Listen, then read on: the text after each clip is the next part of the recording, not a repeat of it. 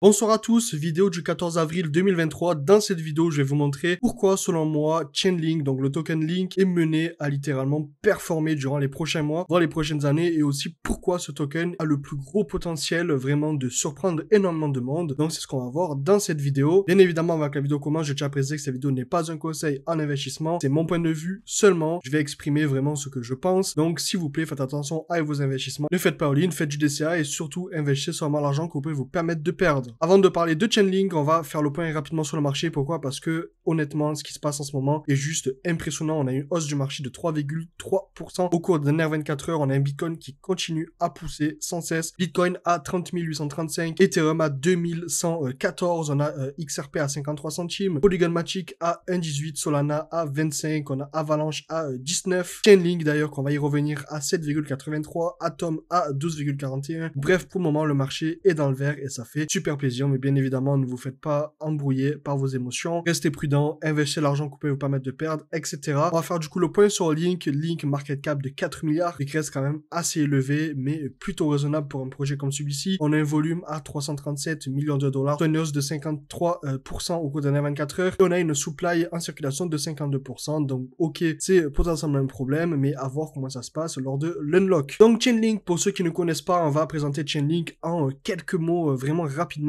Mais en soi, Chainlink va permettre à n'importe quel projet, n'importe quel smart contract d'interagir avec des données off-chain. Donc, admettons, on a un match de foot. Donc, par exemple, France-Espagne, on a un smart contract qui va réagir selon le match. Ok? Donc, admettons, on a un projet, le projet a une supply de 500 000 tokens. Et si la France marque un but, on va burn 100 000 tokens. Donc, le smart contract va tout simplement interagir avec une donnée qui est extérieure à la blockchain. Et ça, c'est Chainlink qui peut le permettre. Donc, on a énormément de projets qui utilisent Chainlink. La plupart des projets utilisent Chainlink. Je parle par exemple aussi des projets NFT où la metadata change selon le temps. J'ai déjà vu des projets comme Moonrunner. Pour ceux qui connaissent, on a l'image qui apparaît à l'écran là où je vous parle. Lors de la pleine lune, on avait carrément la NFT qui changeait de couleur et c'était tout simplement grâce à Chainlink. Vous allez pouvoir tout simplement changer vos smart contracts, vos DA selon la data du marché, donc les prix, etc.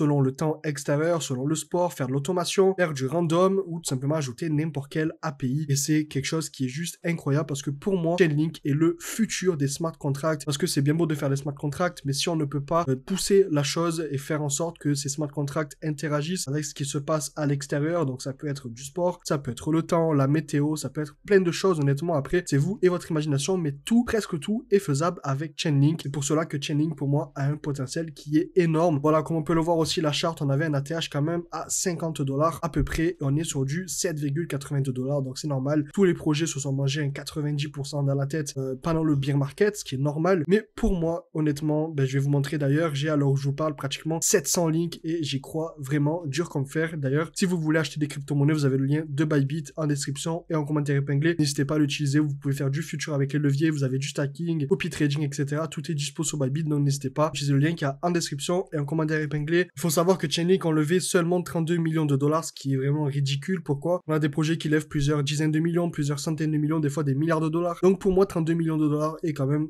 ridicule, mais vu la puissance du projet, honnêtement, c'est assez surprenant de voir les performances et est-ce qu'ils font de l'argent. Ils ont levé, honnêtement, ils s'en sortent plutôt vraiment pas mal. Il faut savoir qu'on a près de 1320 projets dans l'écosystème de Chainlink. Donc on a Celer, on a BNB, CoinGecko, on a Arbitrum, on a SushiSwap, PancakeSwap, on a Crow, on a Cardano, Amazon, TraderJoe. Bref, il y a énormément de projets qui font partie de l'écosystème de Chainlink. Pourquoi? Parce que tout le monde a littéralement besoin de leur technologie. Quelques petites statistiques aussi, 1 milliard dans le Web3 en 2021. Il y a près de 4 milliards de dollars qui sont lock dans le layer 2S de Ethereum. Et on a une supply de près de 135 milliards de dollars en stablecoin. Donc ça montre quand même que la marge de progression de Chainlink est quand même assez importante, en sachant que plus on avance dans le temps, donc comme on peut le voir janvier 2022 jusqu'à octobre 2022, on a les transactions qui continuent à monter et on arrive à près de 6,4 trillions de transactions sur l'écosystème de Chainlink, ce qui est pour moi énorme. J'ai présenté Link en quelques minutes pour vous montrer le potentiel de ce projet. Si ce type de vidéo te plaît, n'hésite pas à laisser un like, à t'abonner et activer la cloche. Et nous on se retrouve très prochainement dans une prochaine vidéo. C'était Tony, à plus.